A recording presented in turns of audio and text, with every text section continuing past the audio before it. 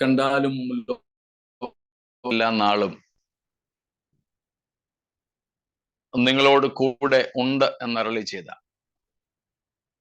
ഉയർത്തെഴുന്നേറ്റ കർത്താവായ യേശുവിന്റെ നാമത്തിൽ സ്നേഹവന്ദനങ്ങൾ എല്ലാവർക്കും ആദരവോടെ അറിയിക്കുന്നു.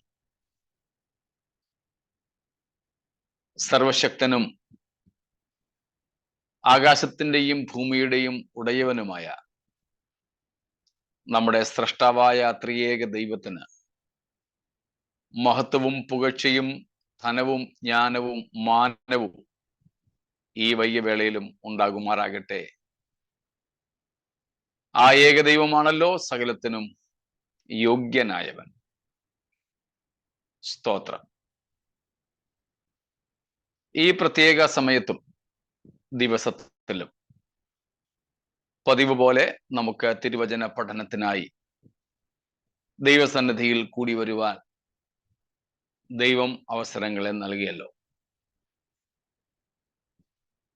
വെളിപ്പാട് പുസ്തകം 3-ാം അധ്യായത്തിന്റെ അവസാന ഭാഗങ്ങളിൽ ലവോദിക്യ സഭയോടുള്ള യേശുക്രിസ്തുവിന്റെ ആലോചനകളാണ് നമ്മുടെ ചിന്താ വിഷയം. ഇന്നലെ നമ്മൾ പറഞ്ഞു നിർത്തിയത് ഓർമ്മ കാണുമല്ലോ. സ്തോത്രം. ഓർമ്മയുണ്ടല്ലോ അല്ലെ?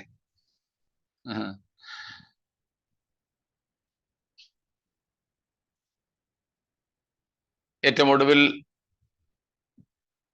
കർത്താവിന്റെ സ്നേഹവും നമ്മുടെ പ്രതികരണവും ഒക്കെയായി ബന്ധപ്പെട്ട് ഉള്ള ചില ചിന്തകളായിരുന്നു. സംശയ നിവാരണവും ഒക്കെയായിട്ടാണ് നമ്മൾ ഇന്നലെ നിർത്തിയത്.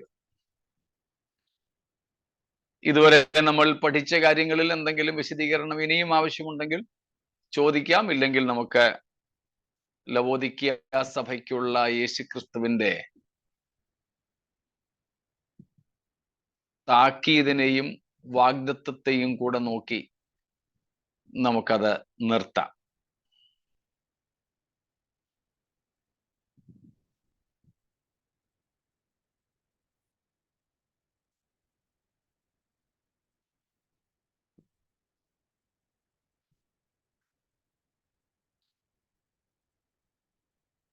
ഒന്നും ഇല്ല എന്ന് മനസ്സിലാക്കട്ടെ.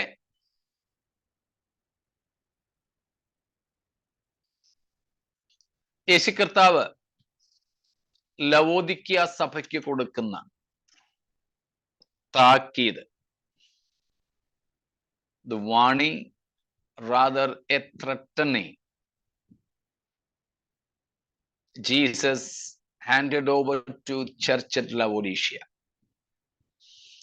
ലവോദിക്യ സഭയ്ക്ക് യേശുക്രിസ്തുവിന്റെ മുന്നറിയിപ്പ്, ഭീഷണി എന്ന് വേണമെങ്കിൽ പറയാം. എന്താണെന്ന് നമ്മൾ ഇതിനോടകം പഠിച്ചു കഴിഞ്ഞു. ഹെഡിങ് എന്ന് പറഞ്ഞ് എടുത്ത് അതൊന്നും കൂടെ ഉദ്ധരിക്കുന്നതേ ഉള്ളൂ. വിശദീകരണത്തിന്റെ ആവശ്യം നമുക്കില്ല. കാരണം നമ്മൾ ആദ്യ ക്ലാസ്സുകളിൽ തന്നെ അതേപ്പറ്റി വിശദീകരിച്ചിരുന്നു. ഓർമ്മയുണ്ടോ? ശ്രദ്ധിച്ചോ?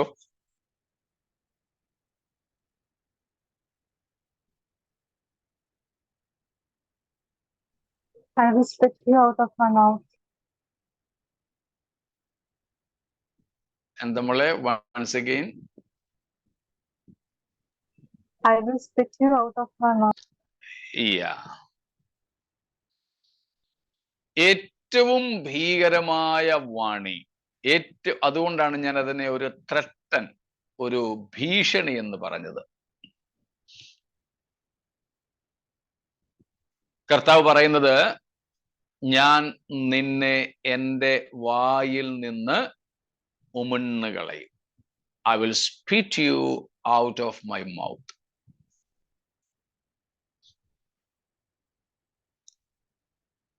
That is a final rejection, even while the church is existent on earth.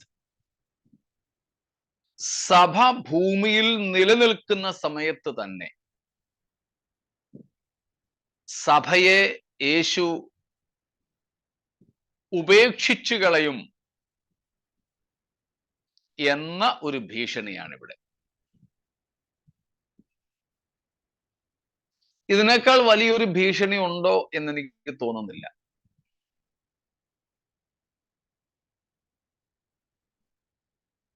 ഇന്നലെയും നമ്മൾ കണ്ടതുപോലെ സഭ യേശുവിനെ ഉപേക്ഷിച്ചു. സഭ യേശുവിന് വേണ്ടി വാതിൽ അടച്ചു കളഞ്ഞു. അല്ലെങ്കിൽ യേശുവിനായി വാതിൽ തുറക്കുന്നില്ല, ക്രിസ്തുവിനെ അകത്തു വരുവാൻ അനുവദിക്കുന്നില്ല.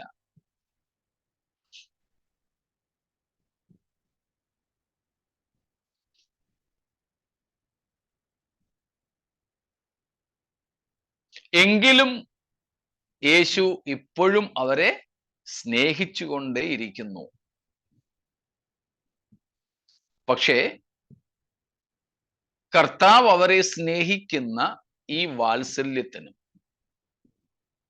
കർത്താവ് കാണിക്കുന്ന കരുണയ്ക്കും പരിധിയുണ്ടോ?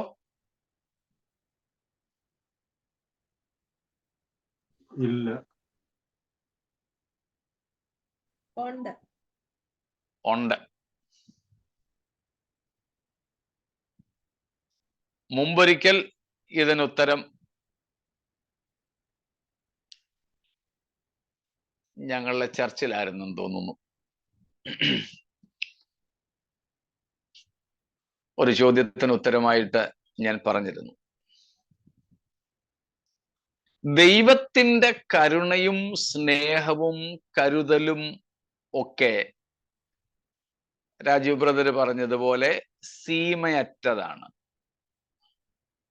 God's love, mercies, kindness, loving kindness, tender mercies, grace, all these things are endless, ceaseless, no boundaries.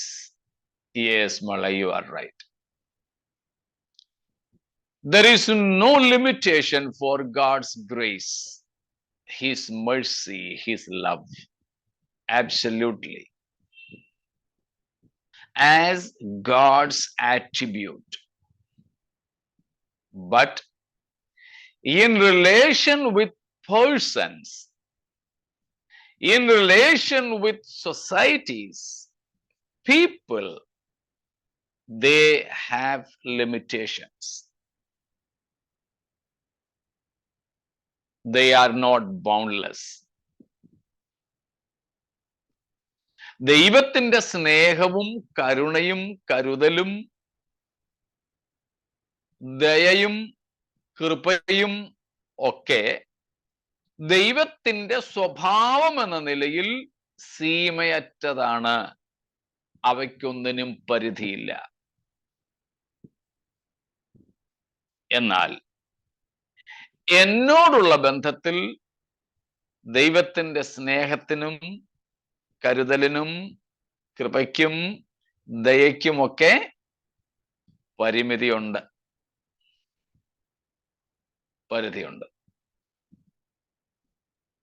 അപ്പോൾ വ്യക്തിപരമായ ജീവിതത്തിൽ, വ്യക്തികളോടുള്ള ബന്ധത്തിൽ, സഭകളോടുള്ള ബന്ധത്തിൽ, സമൂഹങ്ങളോടുള്ള ബന്ധത്തിൽ, കുടുംബങ്ങളോടുള്ള ബന്ധത്തിൽ, രാജ്യങ്ങളോടുള്ള ബന്ധത്തിൽ, ജാതികളോടുള്ള ബന്ധത്തിൽ ദൈവത്തിന്റെ സ്നേഹവും കരുണയും ഒക്കെ പരിമിതമാണ്.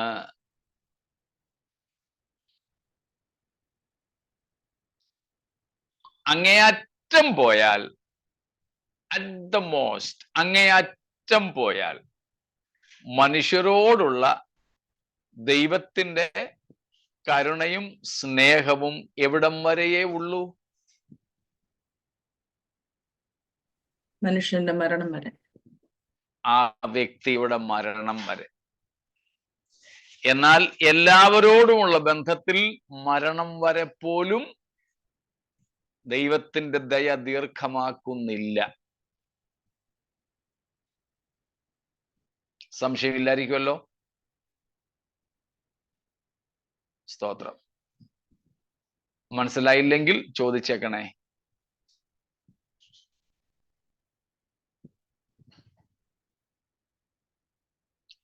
എല്ലാവർക്കും മനസ്സിലായെന്ന് കരുതുന്നു.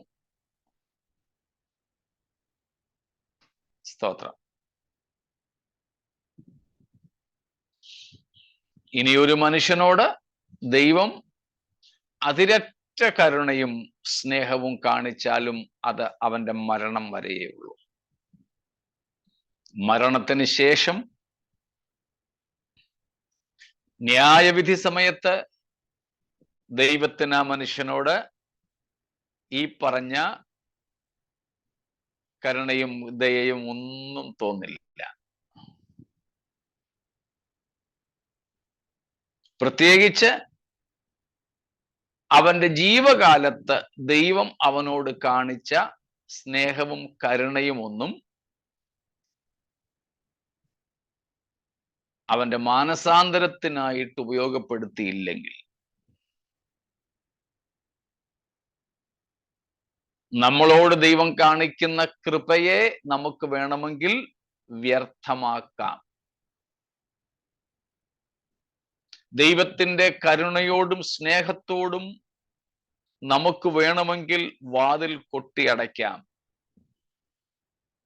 നമുക്കവയെ വേണമെങ്കിൽ നിരസിക്കാം. അതിന് സ്വാതന്ത്ര്യമുണ്ട്. സ്തോത്രം.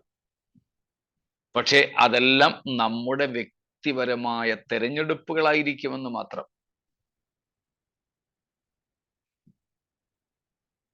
മനസ്സിലാകുന്നു എന്ന് കരുതുന്നു.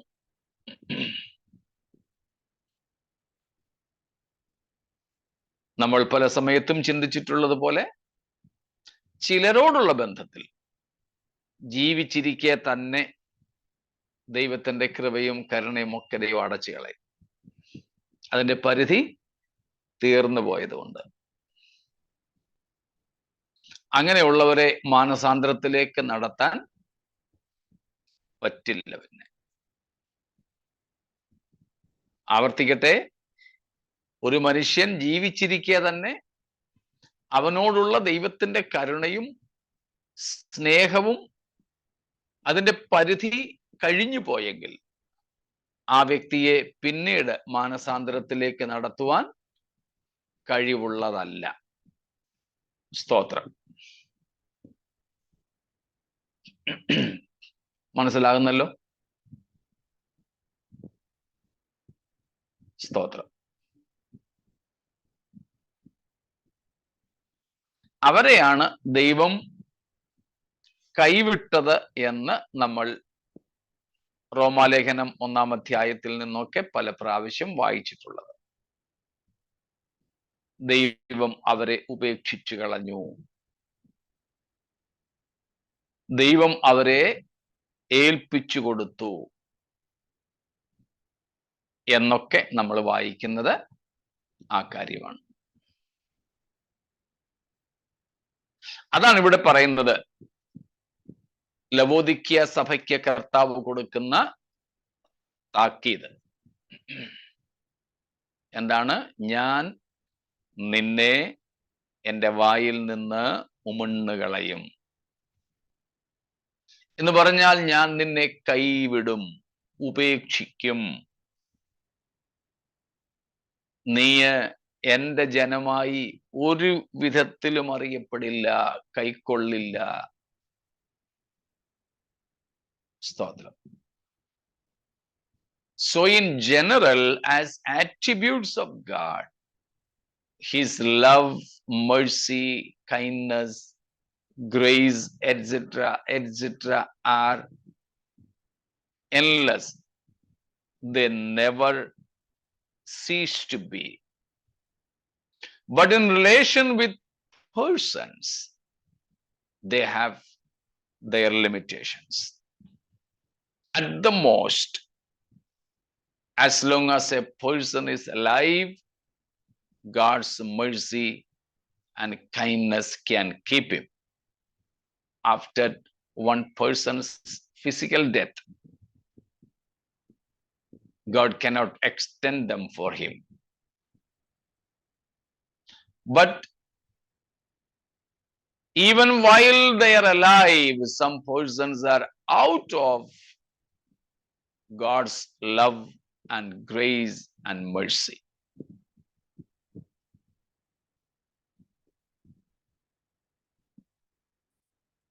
ഇവിടെ ലവോദിക്കയോട് പറയുന്നത്, I will spit you out of my mouth. That means I will despise you, maybe forever,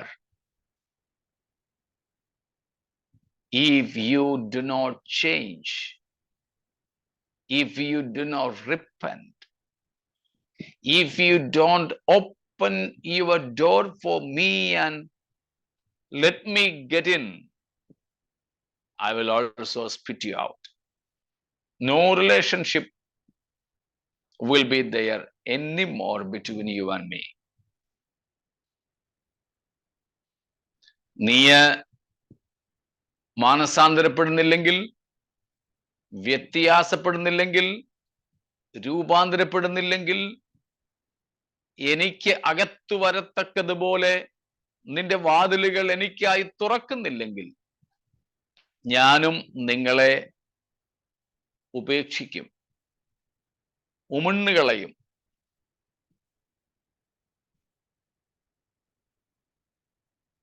വാട്ടവെള്ളം പോലെ, ശീതോഷ്ണവാൻ വാട്ടവെള്ളം, ലൂക്ക് വാം വെള്ളം പോലെ ഇപ്പോൾ നിന്നെ ഞാൻ എൻ്റെ വായിൽ ഇങ്ങനെ ഇട്ടിരിക്കുക. ഇറക്കാൻ പറ്റുന്നുണ്ടോ? ഒരു രുചിയില്ല. അങ്ങ് വല്ലാത്ത ഒരു വൊമിറ്റിംഗ് സെൻസേഷനാണ് നിന്നെ കൊണ്ട്. ഞാൻ ഇറക്കിയാൽ ഛർദിക്കും. അതുകൊണ്ട് ഞാൻ നിന്നെ തുപ്പിക്കളയാൻ പോവാ, ഉമിണ്ണ് കളയാൻ പോവാ. പക്ഷെ അതിനു മുമ്പ് നീ എന്ത് ചെയ്തോണം? അല്പസമയമുള്ളൂ. വായി കിടക്കുന്നതിന് തുപ്പിക്കളയാൻ അല്പനേരം ഉള്ളൂ. പക്ഷേ അതിനു മുമ്പ് നീ ശരിയായാൽ, രുചികരമായി നീ മാറിയാൽ, സ്വാദുള്ളതായി തീർന്നാൽ, ഞാൻ നിന്നെ തുപ്പിക്കളയത്തില്ല, സൂക്ഷിച്ചോളാം. സ്തോത്രം. പക്ഷെ അത് ഒത്തിരി നാളൊന്നും നിൽക്കാൻ സാധ്യതയില്ല. അല്പകാലമുള്ളൂ. നാം പഠിച്ചിട്ടുണ്ട് റോമർ 2:4 മുതൽക്കുള്ള വാക്യങ്ങളിൽ നിന്ന്. ഈ സന്ദർഭത്തിൽ അതും കൂടെ ഒന്ന് വായിച്ചേക്കാം. ദൈവത്തിന്റെ ദയ നിന്നെ മാനസാന്തരത്തിലേക്ക് നടത്തുന്നു എന്ന് അറിയാതെ നീ അവന്റെ ദയ, ക്ഷമ, ദീർഘക്ഷാന്തി എന്നിവയുടെ ഐശ്വര്യം നിരസിക്കുന്നു. എന്നാൽ നിന്റെ കാഠിന്യത്താലും അനുതാപമില്ലാത്ത ഹൃദയത്താലും നീ ദൈവത്തിന്റെ നീതിയുള്ള വിധി വെളിപ്പെടുന്ന കോപ ദിവസത്തേക്ക് നിനക്ക് തന്നെ കോപം ചരതിച്ചു വെക്കുന്നു. സ്തോത്രം. അടുത്ത വാക്യം കൂടെ വായിച്ചു. അവൻ ഓരോരുത്തന് അവനവന്റെ പ്രവൃത്തിക്ക് തക്ക പകരം ചെയ്യും. നല്ല പ്രവൃത്തിക്ക് വേണ്ടുന്ന സ്ഥിരത പൂണ്ട് തേജസ്സും മാനവും അക്ഷയതയും അന്വേഷിക്കുന്നവർക്ക് നിത്യജീവനും, ശാഠ്യം പൂണ്ട് സത്യം അനുസരിക്കാതെ അനീതി അനുസരിക്കുന്നവർക്ക് കോപവും ക്രോധവും കൊടുക്കും. ദൈവത്തിന്റെ പക്കൽ എന്തില്ല? മുഖപക്ഷമില്ല. മുഖപക്ഷമില്ല. റോമാലേഖനം 2:4 മുതൽ പൗലോസ് ഈ കാര്യമാ പറഞ്ഞു വരുന്നത്. ദൈവം നമ്മോട് മനസ്സലിവ് കാണിക്കുന്നത്, ദയ കാണിക്കുന്നത്, ദീർഘക്ഷാന്തി കാണിക്കുന്നത് എന്തിനു വേണ്ടിയാ? നാം മാനസാന്തരപ്പെടാൻ. എന്നാൽ മാനസാന്തരപ്പെടാതെ നാം ഇരിക്കുന്നെങ്കിൽ പിന്നെ രക്ഷയൊന്നുമില്ല. കോപം മാത്രമേ ഉള്ളൂ. പിന്നെ കോപ ദിവസത്തേക്ക്, ദൈവത്തിന്റെ നീതിയുള്ള വിധി വെളിപ്പെടുന്ന ക്രോധ ദിവസത്തിലേക്ക് നാം ദൈവകോപം സ്വരുക്കൂട്ടി ചരതിച്ചു വെക്കുകയാണെങ്കിൽ ഇവിടെ വെച്ച് അടിയൊന്നും കിട്ടിയെന്നും വരില്ല. അതും ഇതിലെ ഒരു ഭീകരതയാണ്. സ്തോത്രം.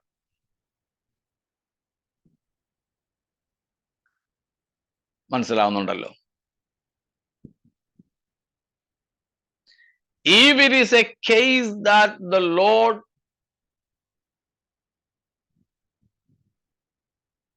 rejected, despised, if it is a case that God gave up, then that person is destined for wrath on the final day of God's fury, on the last day of judgment. If a person is given up for that day of wrath, the Lord may not chasten a person. He may not discipline a person. God will let a person live in his unbridled sinfulness. അങ്ങനെ ദൈവം തൻ്റെ നീതിയുള്ള വിധി വെളിപ്പെടുന്ന ക്രോധ ദിവസത്തേക്ക് ഒരു മനുഷ്യനെ കൈവിട്ടിരിക്കുന്നെങ്കിൽ അവനെ ഈ ലോക ജീവിതത്തിൽ വെച്ച് അച്ചടക്ക നടപടിയൊന്നും പഠിപ്പിക്കാൻ മെനക്കെടത്തില്ല. അവനെ അവന്റെ നികൃഷ്ട ബുദ്ധിക്ക് വിട്ടുകളഞ്ഞിരിക്കും. പാപങ്ങളിൽ അവൻ മുഴുത്തു വരികയുള്ളൂ.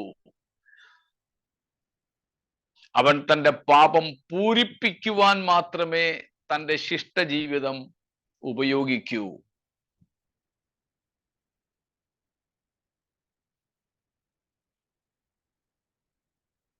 അങ്ങനെയുള്ളവരെ ദൈവം പിന്നീട് തൻ്റെ ചട്ടങ്ങളും ഒന്നും പഠിക്കുവാൻ വേണ്ടി കഷ്ടതയിലാക്കുകയില്ല.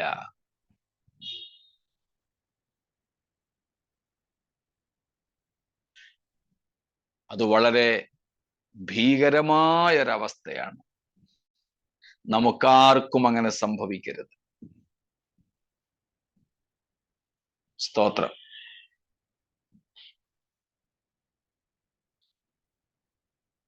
ഞാൻ നിന്നെ ഉമിണ്ണുകളയും.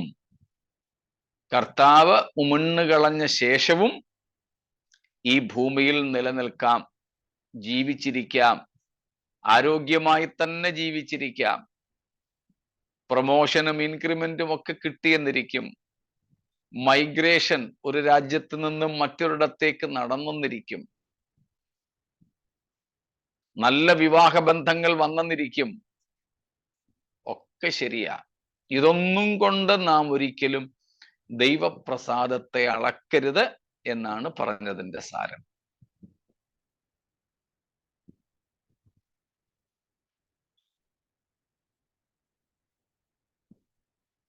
സംശയങ്ങൾ എന്തെങ്കിലും ഉണ്ടെങ്കിൽ സ്വാഗതം.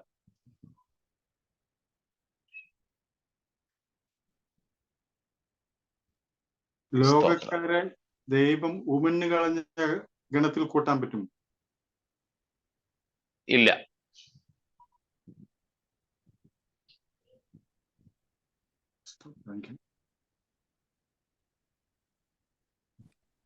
അവർക്ക് മാനസാന്തരത്തിന് ദൈവം അവസരം കൊടുക്കുകയും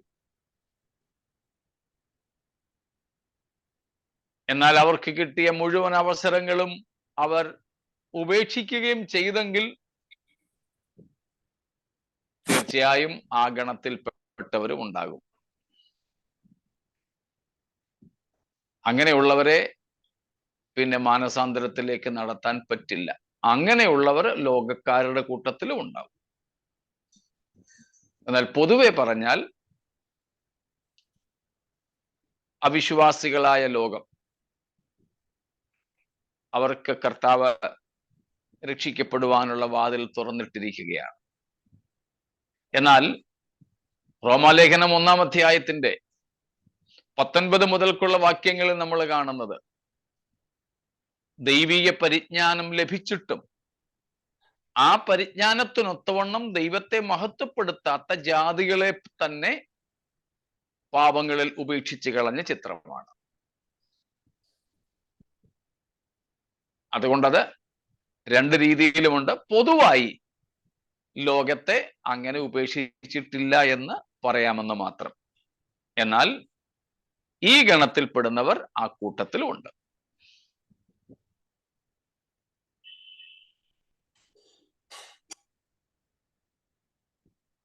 മറ്റെന്തെങ്കിലും?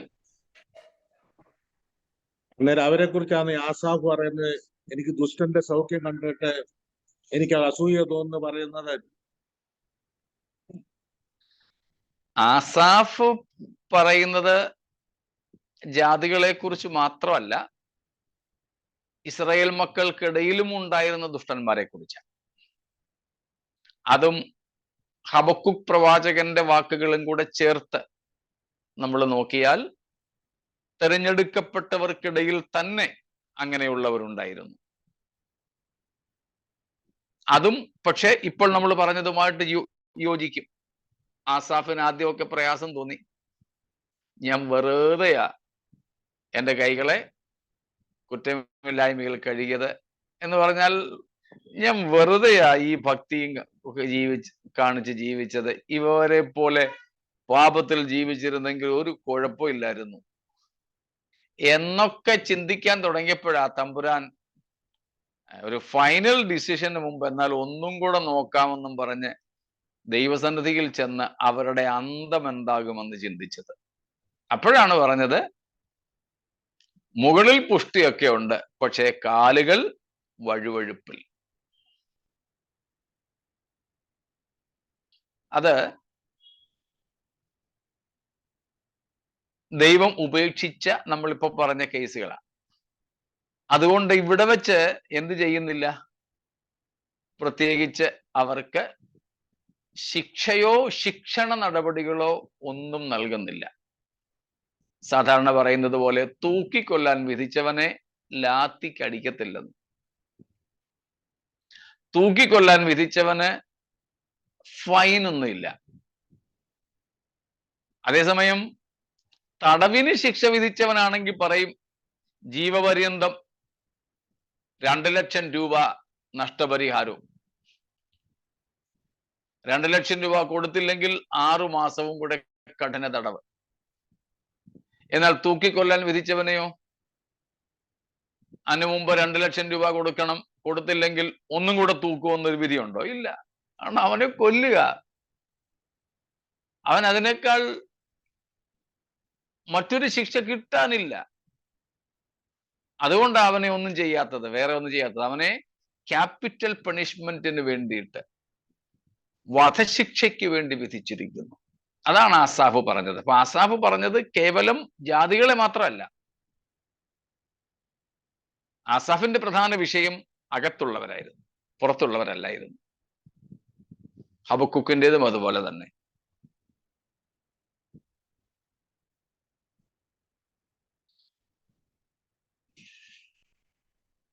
അതുകൊണ്ട് ദൈവം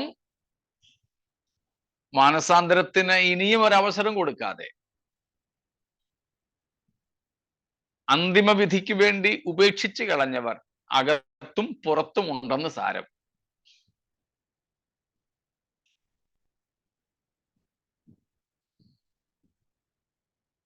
ദൈവം അനുവദിക്കുന്ന സമയത്തെ എങ്ങനെയാ നമ്മൾ അറിയുന്ന ഇത്ര സമയം വരെയാണെന്ന്? അതിനൊരു മാർഗവും ഇല്ല. അതുകൊണ്ടാണ് പറയുന്നത് ഇന്നാണ് രക്ഷാദിവസം, ഇപ്പോഴാണ് സുപ്രസാദകാലം. ഇത് ദൈവം എനിക്ക് അനുവദിച്ച ഗ്രേസ് പീരീഡിന്റെ, കൃപാകാലത്തിന്റെ, ദയാകാലത്തിന്റെ അവസാനമാണെന്ന തിരിച്ചറിവോടെ ഉടൻ തന്നെ മാനസാന്തരപ്പെടുകയും മാനസാന്തരത്തിന് യോഗ്യമായ ഫലം കായ്ക്കുകയുമേ ഉള്ളൂ രക്ഷ. സമയം പറയാഞ്ഞിട്ട് ഇങ്ങനെയാ. അപ്പൊ പിന്നെ ഒരു സമയപരിധിയും കൂടെ നമുക്കങ്ങ് അറിയിച്ച് തന്നിരുന്നെങ്കിലോ. ഇപ്പം എന്നോട് പറഞ്ഞിരിക്കുന്നത്, മോനെ ഇത് നിന്റെ അവസാനമായിരിക്കും കേട്ടോ, പാപം ചെയ്തിട്ട് നീ കിടന്നുറങ്ങിക്കൂ, രാവിലെ എഴുന്നേറ്റിട്ട് ക്ഷമ ചോദിക്കാമെന്നൊന്നും വെച്ചാൽ രാവിലെ എഴുന്നേക്കണമെന്നില്ല, ഉറക്കത്തിൽ നീ അങ്ങ് പോകാം എന്ന് പറഞ്ഞിട്ടുകൂടെ ഞാന് പാപം ചെയ്തിട്ട് ആ നാളെ ആട്ടെന്നും പറഞ്ഞ് കിടക്കുക. അപ്പൊ പിന്നെ 2026 ഡിസംബർ 25-ാം തീയതി വരെ നിനക്ക് സമയമുണ്ടെന്ന് എന്നോട് പറഞ്ഞായിരുന്നെങ്കിലോ, ഞാൻ ഏതറ്റം വരെ പാപത്തിലേക്ക് ഇറങ്ങിപ്പോയെന്നെയായിരുന്നു. അതുകൊണ്ട് ആ ഒരു ലോക്ക് പീരീഡ് അല്ലെങ്കിൽ ആ ഒരു സമയപരിധി അറിയാൻ ഒരു വഴിയില്ല. ഇതാണ് എൻ്റെ അവസാന നിമിഷം എന്ന തിരിച്ചറിവോടെ ദൈവത്തെങ്കിലേക്ക് മടങ്ങി വരിക മാത്രമേ പോംവഴിയുള്ളൂ.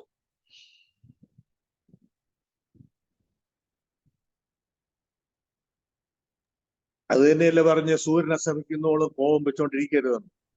തീർച്ചയായിട്ടും.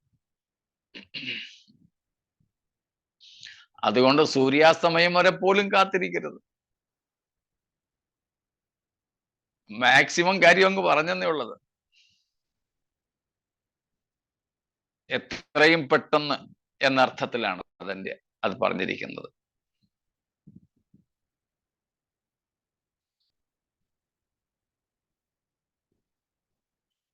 സ്തോത്രം. ഓക്കെ. എന്നിട്ടും ദൈവമക്കൾ എന്ന് പറയുന്ന ഈ പുസ്തകം കക്ഷത്തിൽ കൊണ്ടു നടക്കുന്നവർ രൂപാന്തരപ്പെടാൻ, മാനസാന്തരപ്പെടാൻ, ക്രമീകരണം വരുത്താൻ അമാന്തിക്കുന്നു. വളരെ അപകടകരമായ ഒരവസ്ഥയാണത്.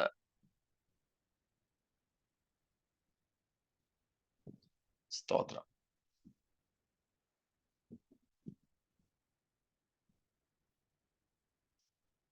അത് വേറെ പിന്നെ എന്തെങ്കിലും? അനുഗ്രഹം കിട്ടിക്കൊണ്ടേ ഇരിക്കുന്നത് കൊണ്ടല്ലേ പാസ്റ്റർ അങ്ങനെ പോകുന്നത്? അനുഗ്രഹം അങ്ങനെ കിട്ടിക്കൊണ്ടിരിക്കുമ്പോഴാണ് ഭയപ്പെടേണ്ടത്. എങ്ങാനും തമ്പുരാൻ എൻ്റെ മേലുള്ള മാനസാന്തരത്തിന് ചൊരിഞ്ഞ ദയാകാലം കഴിഞ്ഞോ, കർത്താവേ എന്നെ നീ ജാരസന്തതിയായി കാണാൻ തുടങ്ങിയോ, മകൻ മകൾ എന്ന പദവിയിൽ നിന്നും എന്നെ തള്ളിയോ എന്ന് ഭയപ്പെട്ടുകൊണ്ട് ദൈവസന്നിധിയിലേക്ക് അലറി വിളിച്ചടുത്തു വരേണ്ടത് അപ്പോഴാ. സ്തോത്രം. അതേപോലെ തന്നെ ആ തരുന്ന നന്മകളും അല്ലെങ്കിൽ ഈ പറഞ്ഞ അനുഗ്രഹങ്ങളും ഒക്കെ പോലും നമ്മളോടുള്ള മാനസാന്തരത്തിനായി ദൈവത്തിന്റെ ദയാകാലം തന്നെയാകാം. പാപം ചെയ്ത് യേശുവിനെ തള്ളിപ്പറഞ്ഞ് തള്ളിപ്പറയുക മാത്രമല്ല, തള്ളിക്കളക കൂടെ ചെയ്ത് യേശു ഉയർത്തെഴുന്നേറ്റു എന്ന് കണ്ടിട്ടും ക്രിസ്തുവിനോടുള്ള ലോയൽറ്റി, വിധേയത്വം വിട്ട് പിന്മാറ്റക്കാരായി മീൻ പിടിക്കാൻ പോയ 7 ശിഷ്യന്മാർ. യേശു അവരെ തേടി ചെല്ലുന്നു. രാത്രി മുഴുവനും വൃഥാവിൽ അധ്വാനിച്ചവർക്ക് നിമിഷ നേരം കൊണ്ട് പടക് നിറയെ മത്സ്യം കൊടുക്കുന്നു. 153 വലിയ മത്സ്യങ്ങളെന്ന് ചിലരതിനെ വ്യാഖ്യാനിക്കുന്നത് 153 വർഗത്തിൽപ്പെട്ട മത്സ്യങ്ങളെന്ന. മത്തി, അയില, ഇങ്ങനെ ഉണ്ടല്ലോ ഓരോ വർഗം. അങ്ങനെ 153 പ്രധാനപ്പെട്ട ജാതികളിൽപ്പെട്ട മത്സ്യങ്ങൾ എന്ന. എല്ലാറ്റിൽ നിന്നും വലുത് വലുത് ഓരോന്നെന്ന് ചിന്തിക്കുന്നവരുണ്ട്.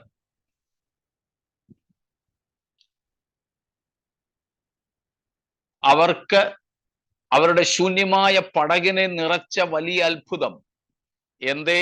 അവരുടെ പിന്മാറ്റത്തിന്റെ അംഗീകാരമാണോ?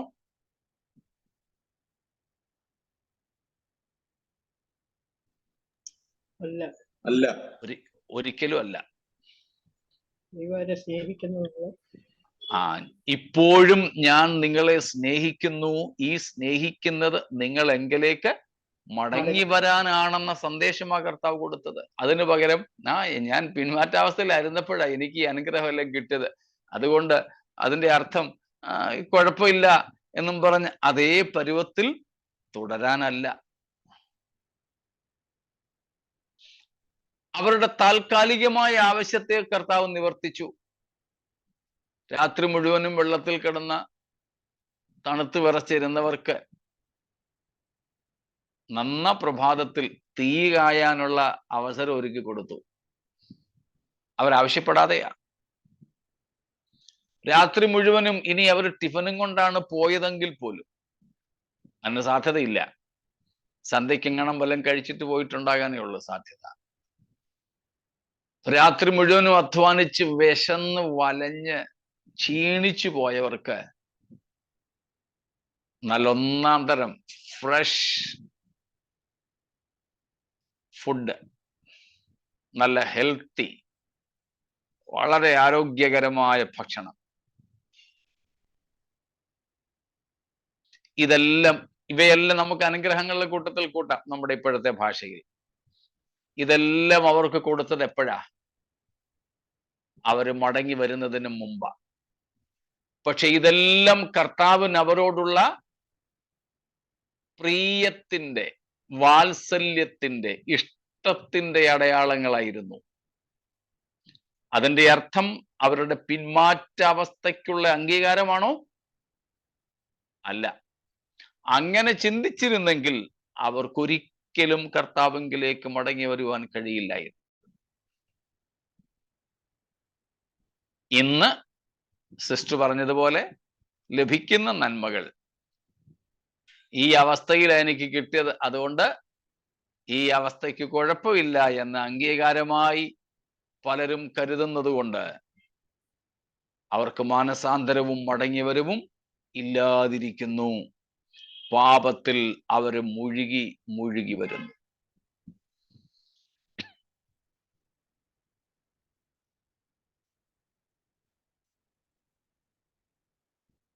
സ്തോത്രം. വ്യക്തമാണോ? സ്തോത്രം. ഓക്കെ.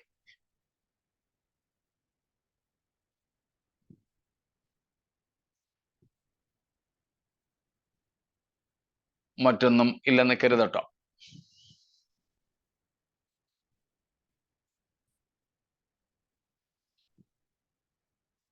എങ്കിൽ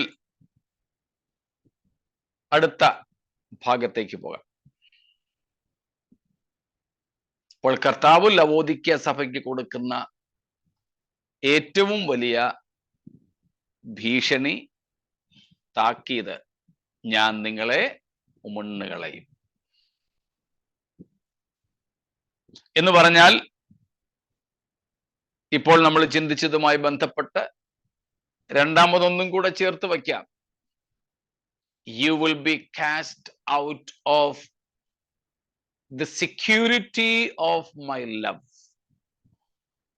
എന്റെ സ്നേഹത്തിന്റെ സംരക്ഷണ വലയത്തിൽ നിന്ന് നിങ്ങളെ പുറന്തള്ളും. ഇപ്പോൾ നമ്മൾ ദൈവ സ്നേഹത്തിന്റെ സുരക്ഷാ വലയത്തിനകത്താണ്. അവൻ നമ്മെ സ്നേഹിക്കുന്നു, അതുകൊണ്ട് ശാസിക്കുന്നു, അതുകൊണ്ട് ശിക്ഷിക്കുന്നു.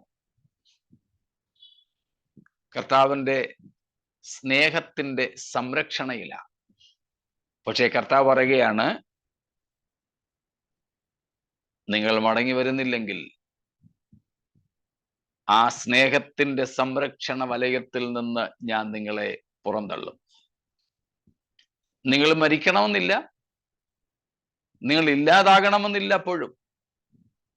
അപ്പോഴും നിങ്ങൾ ഉണ്ടായിരിക്കും, നിങ്ങളുടെ സഭയുണ്ടായിരിക്കും, നിങ്ങളുടെ കൂടിവരവുണ്ടായിരിക്കും, കൂട്ടായ്മ ഉണ്ടായിരിക്കും, സംഘടന ഉണ്ടായിരിക്കും, ഫണ്ട് കൂടിയെന്ന് വന്നേക്കാം, സ്വത്ത് വർദ്ധിച്ചെന്ന് വന്നേക്കാം,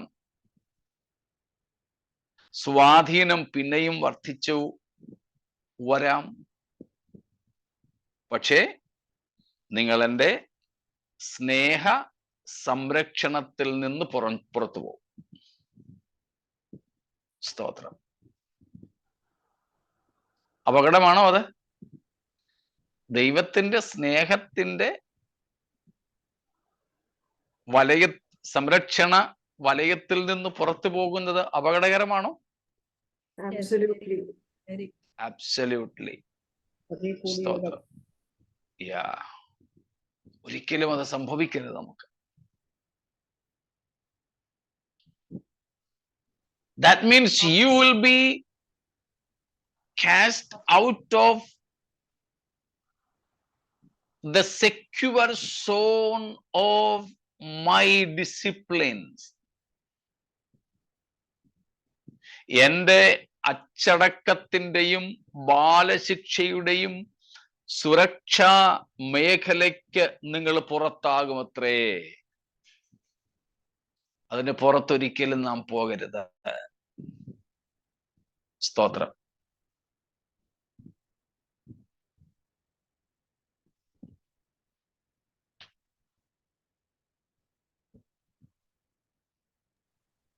തങ്ങളെ ഏറെ സ്നേഹിക്കുന്ന മക്കളോട് ചിലപ്പോൾ അപ്പനും അമ്മയും പറയും, ശരി, ഇനി നീ എന്നോട് മിണ്ടണ്ട, നിനക്ക് ഇഷ്ടമുള്ള പോലെ ജീവിച്ചോ, എന്നോട് ഇനി ഒന്നും ചോദിക്കാൻ വന്നേക്കരുത്.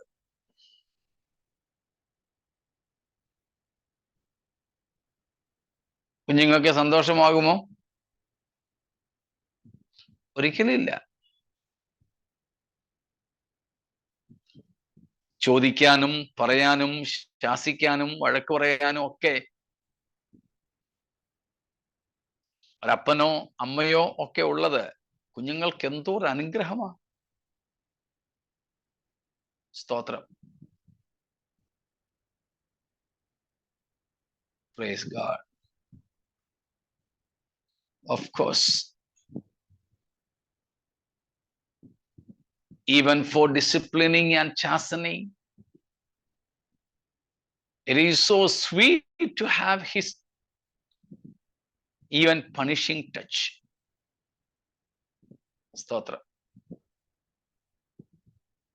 ബാലശിക്ഷ കഴിക്കാനും അച്ചടക്ക ശിക്ഷണത്തിലേക്ക് നടത്താനുമാണെങ്കിലും അവന്റെ ആ സ്പർശം എത്ര ശ്രേഷ്ഠമാ. സ്തോത്രം. Praise God.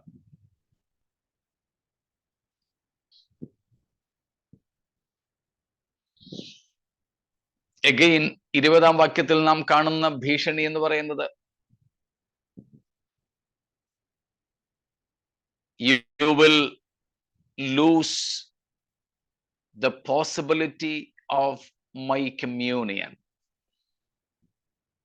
If you don't repent, if you don't open your shut door for me, that means you will lose my companionship, my fellowship.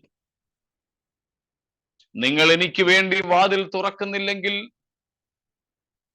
നിങ്ങളെങ്കിലേക്ക് മടങ്ങി വരുന്നില്ലെങ്കിൽ, എന്നോടുള്ള നിങ്ങളുടെ കൂട്ടായ്മയുടെ സാധ്യതയെ നിങ്ങൾ എന്നേക്കുമായി ഉപേക്ഷിക്കുകയാണ്.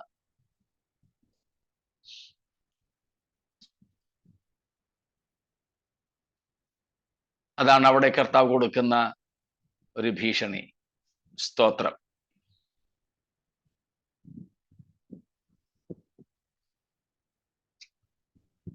Yeah, whether God come to his children with a rod or a crown, if he come himself with it, it is well. Welcome, welcome Jesus. What way soever thou come, if we can get a sight of thee. Samuel റുത്തർഫോർഡിന്റെ വാക്കുകൾ quote ചെയ്തിരിക്കുകയാണ്. കയ്യിൽ വടിയുമായി വരട്ടെ, അല്ല കിരീടവുമായി. കർത്താവ് തന്നെയാണ് വരുന്നതെങ്കിൽ എത്ര സന്തോഷകരാ. അടിക്കാൻ വന്നാലും അല്ല മാനിക്കാൻ വന്നാലും കർത്താവെ അങ്ങാണ് വരുന്നതെങ്കിൽ സ്വാഗതം, സ്വാഗതം, സ്വാഗതം.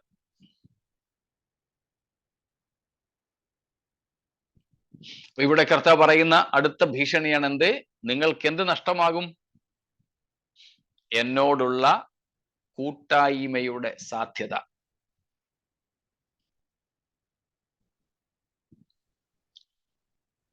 നമുക്കറിയാമല്ലോ, നമ്മുടെ ലോകത്ത് ഇത്ര രൂപ നിങ്ങൾ അടച്ച് ഇന്ന സാധനം വാങ്ങിയാൽ ഇന്ന സെലിബ്രിറ്റിയുമായി നിങ്ങൾക്ക് ഫോണിൽ ഇത്ര നേരം സംസാരിക്കാൻ ഒരു അവസരം.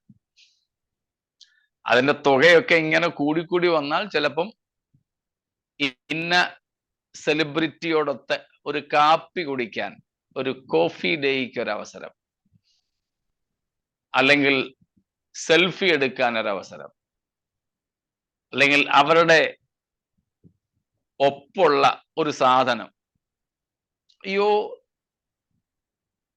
അതിനു വേണ്ടി ഒരു 2 മിനിറ്റ് അല്ലെങ്കിൽ ഒരു കാപ്പി കുടിക്കുന്ന സമയം, അതിനു വേണ്ടി ആയിരക്കണക്കിന് രൂപയോ ലക്ഷക്കണക്കിന് രൂപയോ മുടക്കാൻ ആൾക്കാർ തയ്യാറാണ്. ചിലപ്പോഴും ഇവിടെയൊക്കെ ന്യൂസ് പേപ്പറിലൊക്കെ വായിക്കാറുണ്ട്, ബോംബെയില് ഒത്തിരി ബോളിവുഡ് നായകരൊക്കെ ഉണ്ടല്ലോ, അവരുടെയൊക്കെ ഒരു ദർശനം അവരുടെ വലിയ മാളികകളുടെ ഗാലറിയിൽ നിന്നുകൊണ്ട് റോഡിൽ തടിച്ചുകൂടിയ ജനത്തെ ഒന്ന് കൈ കാണിക്കുന്നത്, അഭിവാദ്യം ചെയ്യുന്നത് കാണാൻ ചിലരൊക്കെ ദിവസങ്ങളോളം കാത്തു കിടക്കാറുണ്ട്. അവരെ അറിയാത്ത,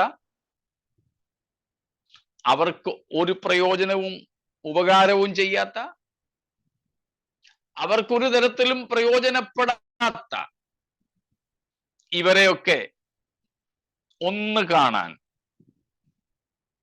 ഒരു ഹായ് പറയാൻ, ഒരു സെൽഫി എടുക്കാൻ ഇത്രമാത്രം വില കൊടുക്കുന്നെങ്കിൽ, വിലയേറിയതായി കാണുന്നെങ്കിൽ, കർത്താവ് പറയുന്നത് നിങ്ങൾക്ക് നിങ്ങളെ അറിയാത്തൊരു വ്യക്തിയോടൊപ്പം 2 മിനിറ്റത്തെ സമയമല്ല,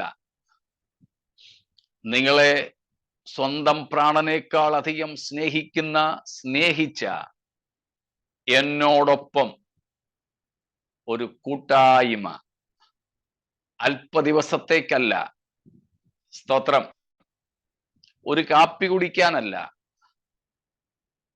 നിരന്തരമായ കൂട്ടായ്മ ബന്ധമാണ് സാധ്യത. പക്ഷേ നിങ്ങൾ മാനസാന്തരപ്പെടുന്നില്ലെങ്കിൽ ആ കൂട്ടായ്മയുടെ സാധ്യത എന്നേക്കുമായി തീരുകയാണ്.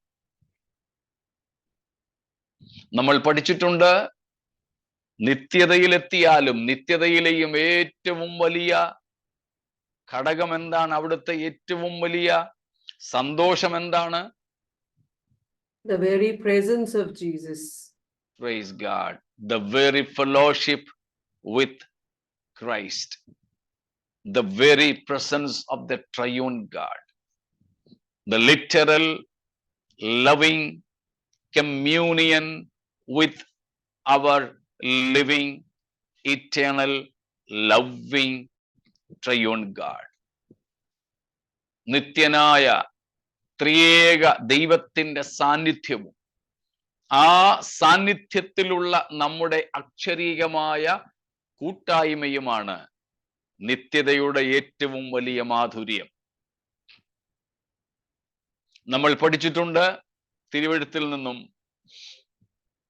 നിത്യ നരകത്തിന്റെ ഏറ്റവും വലിയ ഭീകരത എന്താണെന്നും. സ്തോത്രം. എത്ര നാളായി പറഞ്ഞിട്ട്, അതുകൊണ്ട് ഒന്നും കൂടെ ഈ സന്ദർഭത്തിൽ ഒന്ന് ഓർമ്മപ്പെടുത്തുന്നതേ ഉള്ളൂ. The dreadfulness, the frightened state of the eternal hell. ഓർമ്മയുണ്ടല്ലോ? The absence of the loving presence of God. Amen. ഒന്നും കൂടെ ആ വാക്യം അങ്ങ് വായിച്ചു. 2 Thessalonians 1. In English and Hindi, I think it is verse 9, but in Malayalam, it is 9 and 10. They will suffer the punishment of Yeah. വായിച്ചു, Annie sister. They will suffer the punishment of eternal destruction away from the presence of the Lord and from the glory of his might. Praise God. The punishment of eternal destruction away from the presence of God and his eternal glory. സുവിശേഷം അനുസരിക്കാത്തവർക്ക് നരകത്തിൽ ലഭിക്കുന്ന ഏറ്റവും വലിയ ശിക്ഷാവിധി, അവരുടെ നിത്യനാശം എന്ന ശിക്ഷാവിധി എന്താണ്? കർത്താവിന്റെ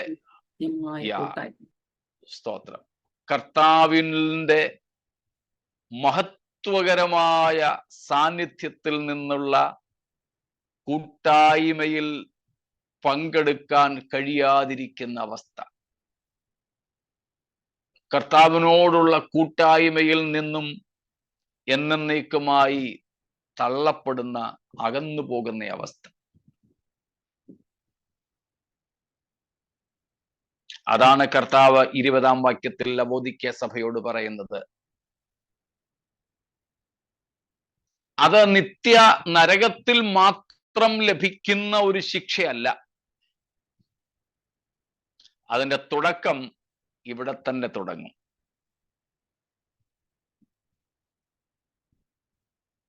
സ്തോത്രം.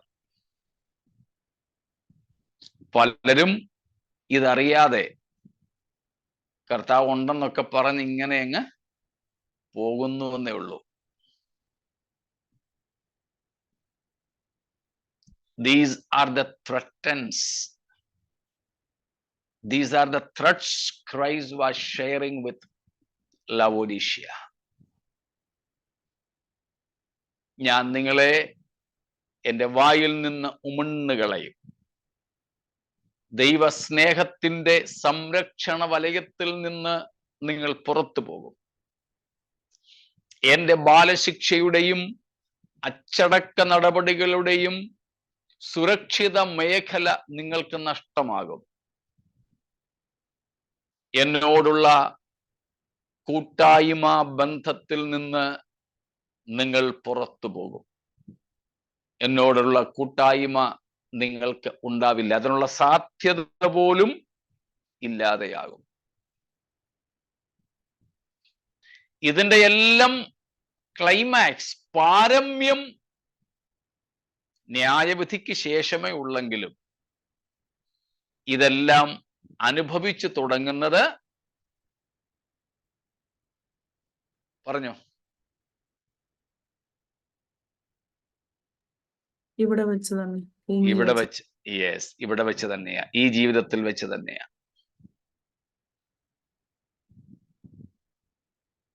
അതും പ്രത്യേകിച്ച്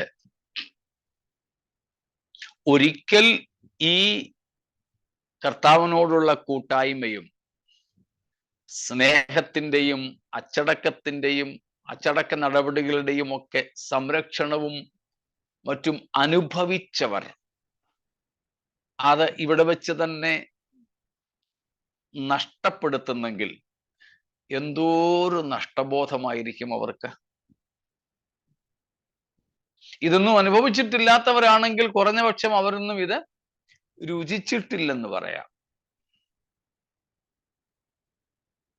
സ്തോത്രം. അതേസമയം ഇതൊക്കെ ഒരിക്കൽ അനുഭവിച്ചവർ അത് നഷ്ടപ്പെടുത്തി ഇന്ന് അവയൊന്നും ഇല്ലാതെയായാൽ എന്തോരു നഷ്ടബോധത്തിലായിരിക്കും അവർ ജീവിക്കുക. സ്തോത്രം.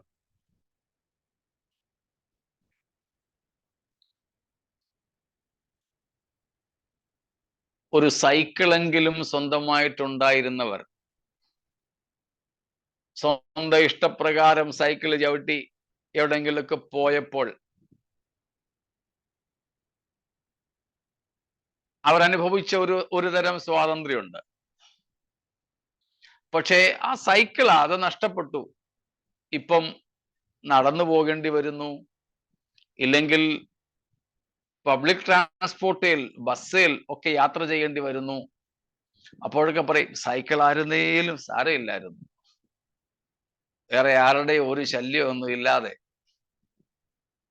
അതിനെ അല്പം കൂടെ കഴിഞ്ഞ് ഒരു ബൈക്കോ ഒരു 4 വീലറോ AC ഒക്കെ ഇട്ട് ഓടിക്കാവുന്ന ഒരു വാഹനമോ ഒക്കെ സ്വന്തമായിട്ട് ഉപയോഗിച്ചു കൊണ്ടിരുന്നവർ അതിന്റെ സൗകര്യം നഷ്ടപ്പെട്ട് ഈ പറഞ്ഞതുപോലെ ടാക്സി വിളിച്ചോ ബസ് കയറിയോ ട്രെയിൻ കയറിയോ ഒക്കെ പോകേണ്ടി വരുമ്പോൾ ഉണ്ടാകുന്ന പ്രയാസം.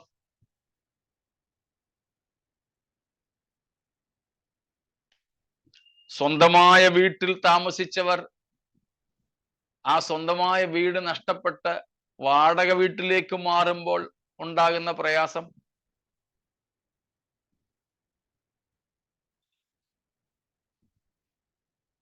ഒരാണി അടിക്കാൻ പറ്റത്തില്ല,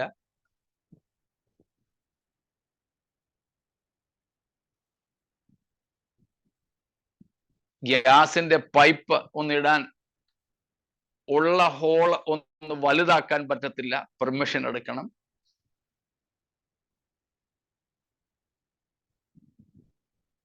എന്തൊരു ബുദ്ധിമുട്ടാ. അന്നേരം പറയും ഇനിയും 1 RK ഒരു റൂമും കിച്ചണും മാത്രമേ ഉള്ളെങ്കിൽ സാരമില്ല, ഒരു ഹട്ട്മെന്റ് ഒരു ജോപ്പടി ആയാലും സാരമില്ല, ഒരു കുടിലായാലും സാരമില്ല, സ്വന്തമായിട്ടൊന്നും ഉണ്ടായാൽ മതി.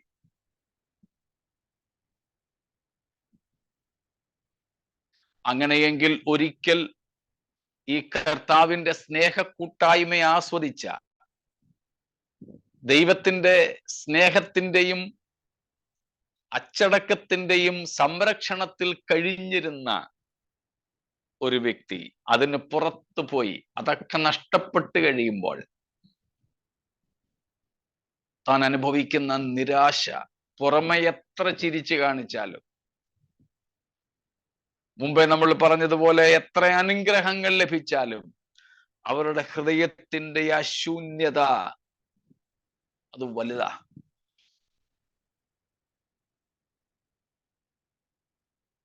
അങ്ങനെ നമുക്കാർക്കും ഭവിക്കാതിരിക്കട്ടെ. സ്തോത്രം. അപ്പോൾ ഈ 4 ഭീഷണികൾ, താക്കീതുകൾ, മുന്നറിയിപ്പുകൾ നാം ഈ ഭാഗങ്ങളിൽ കാണുന്നു. ലവോദിക്യ സഭയോടുള്ള ബന്ധത്തിൽ നമുക്ക് നിരന്തരം കർത്താവിന്റെ സന്നിധിയിൽ വസിപ്പാൻ, സ്നേഹത്തിൽ വസിപ്പാൻ, കർത്താവിന്റെ ബാലശിക്ഷകളിലും അച്ചടക്കത്തിലും വസിപ്പാൻ, കർത്താവിനോടുള്ള കൂട്ടായ്മയുടെ മധുരിമ നിരന്തരം നുകരുവാൻ നമുക്ക് അതിയായിട്ട് കൊതിക്കാം. സ്തോത്രം.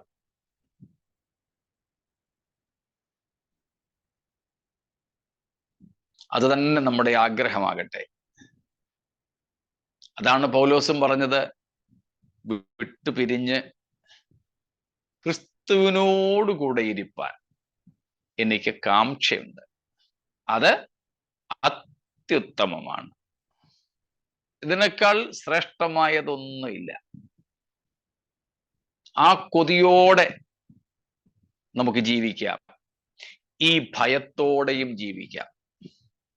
നമ്മുടെ ജീവിതത്തിലെ ഏറ്റവും വലിയ ഭയം എന്തായിരിക്കണം?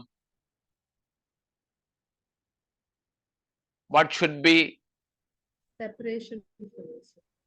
Yes. The atmosphere in our life should be the fear of separation from God. നമ്മുടെ ജീവിതത്തിലെ ഏറ്റവും വലിയ ഭയം ദൈവത്തിൽ നിന്നുള്ള അകൽച്ച എന്ന ഭീകരതയായിരിക്കണം. അത് പാപം നിമിത്തമോ പിശാച് നിമിത്തമോ എങ്ങനെയും വരട്ടെ, നമ്മെ ഏറ്റവും അധികം ഭയപ്പെടുത്തേണ്ടത് കർത്താവിൽ നിന്നുള്ള അകൽച്ച എന്ന ഭീകരതയായിരിക്കണം. നമ്മെ ഏറ്റവും അധികം ത്രസിപ്പിക്കേണ്ടത്, സ്തോത്രം, ഏറ്റവും കൂടുതൽ നമ്മെ സന്തോഷിപ്പിക്കേണ്ടത് നേരെ വിപരീതം. എന്തേ? കർത്താവിനോട് കൂടെയുള്ള കൂട്ടായ്മയും നിത്യത. ഹല്ലേലൂയ, സ്തോത്രം. കർത്താവിനോടുള്ള കൂട്ടായ്മയുടെ ദൃഢതയായിരിക്കണം. സ്തോത്രം. That should be our passion. Praise God. That should be our fascination.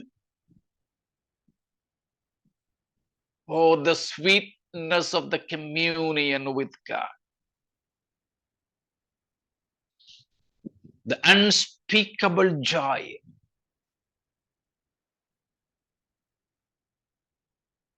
Unceasable pride of the fellowship of the sweet communion with God. പറഞ്ഞറിയിക്കാൻ കഴിയാത്ത സന്തോഷത്തിന്റെ തിമിർപ്പ്, ആ ഒരു സാന്നിധ്യത്തിന്റെ ആഡംബരം, the luxury of the sweet fellowship of God. സ്തോത്രം. അതായിരിക്കണം നമ്മെ ഏറ്റവും അധികം രസിപ്പിക്കുന്നത്, ത്രസിപ്പിക്കുന്നത്, ആശിപ്പിക്കുന്നത്, സ്തോത്രം, നമ്മെ ഉത്സാഹിപ്പിക്കുന്നത് ഒക്കെ.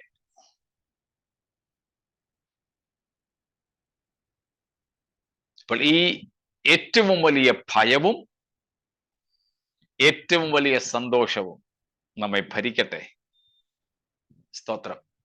ആ ഭയത്തോടും പ്രത്യാശയോടും കൂടെ ഇന്ന് നമുക്കിവിടെ നിർത്താം എന്ന് കരുതുന്നു. ഈ വചനങ്ങളാൽ ദൈവം നമ്മെ അനുഗ്രഹിക്കട്ടെ. സ്തോത്രം.